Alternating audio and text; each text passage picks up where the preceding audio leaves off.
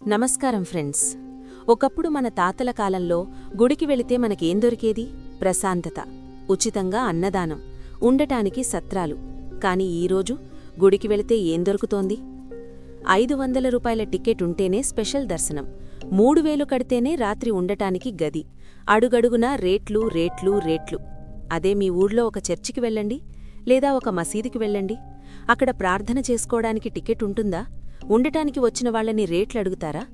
మరి హిందూ దేవాలయాల్లోనే ఈ కమర్షియల్ దందా ఎందుకు నడుస్తోంది? శ్రీశైలం, అన్నవరంలలో గదుల అద్దెలు ఎందుకు సామాన్యుడికి అందనంత ఎత్తుకు వెళ్ళిపోయాయి? దీని వెనక ఉన్న అసలు కారణం మతం కాదు, నిర్వహణ పేరుతో జరుగుతున్న వ్యాపారం. రండి, ఆ లెక్కలేంటో చూద్దాం. ముందుగా మనం జేబుకి చిల్లులు పడుతున్న లెక్కలు చూద్దాం. శ్రీశైలం సామాన్యుడు కార్తీకమాసంలోనో శివరాత్రికో వెళితే రూమ్ దొరకదు. ఆన్లైన్లో చూస్తే 800 ఉండాల్సిన రూమ్ని స్కామర్లు 3000కు అమ్ముతున్నారు. గవర్నమెంట్కి ఇది తెలిసినా ఆపే ప్రయత్నం గట్టిగా చేయడం లేదు. ఫలితం భక్తుడి జేబు ఖాళీ. అన్నవరం, ఇక్కడ గవర్నమెంటే డైరెక్ట్గా రేట్లు పెంచేసింది. డిసెంబర్ 1 నుండి 900 ఉన్న గదిని ఏకంగా 1500 చేసింది. కేవలం రూములేనా? తిరుమలలో దర్శనం టికెట్లు, లడ్డూ రేట్లు, శ్రీశైలంలో శీఘ్ర దర్శనం టికెట్లు, ఇలా పెంచుకుంటూ పోతే పేదవాడు దేవుడిని గుడి బయట నుండే చూసి వెళ్ళిపోవాలా? ఇక్కడే అసలు లాజిక్ ఉంది ఫ్రెండ్స్, జాగ్రత్తగా వినండి. ముస్లింల మసీదులు, క్రిస్టియన్ల చర్చీల నిర్వహణ వాళ్ల చేతుల్లోనే, అంటే కమ్యూనిటీ మేనేజ్డ్గా ఉంటుంది. ప్రభుత్వం వాటి జోలికి వెళ్లదు. అందుకే వాళ్లు వాళ్ల భక్తుల కోసం ఉచితంగా సేవలందిస్తారు, ప్రార్థనకు డబ్బులు వసూలు చెయ్యరు. కానీ మన దేవాలయాలు ఎండోమెంట్స్ డిపార్ట్మెంట్ చేతిలో ఉన్నాయి. ప్రభుత్వానికి గుడి అనేది ఒక రెవెన్యూ జనరేటింగ్ అసెట్, అంటే ఆదాయం తెచ్చేపట్టే వనరు.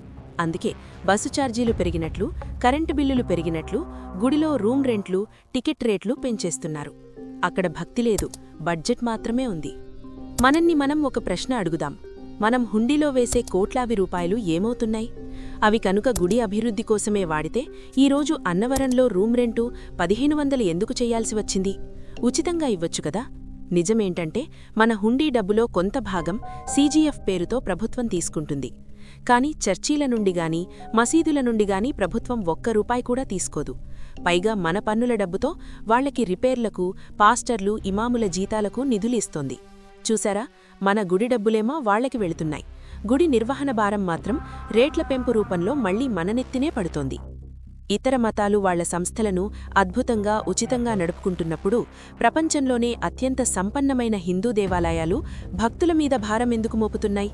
సమస్య దేవుడిది కాదు, సమస్య ఆ దేవుడిని బంధించిన ప్రభుత్వ పెత్తనానిది.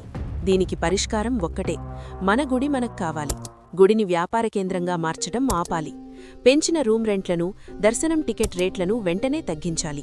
సామాన్య భక్తుడికి దైవదర్శనం ఒక హక్కు, కొనుక్కునే వస్తువు కాదు. మీరు కూడా నాతో ఏకీభవిస్తే కమెంట్స్లో #StopTempleLoot మరియు #ReduceTempleRates అని గట్టిగా నినదించండి. ఈ వీడియోని అందరికీ షేర్ చేయండి. ప్రభుత్వాన్ని ప్రశ్నించండి. జై హింద్.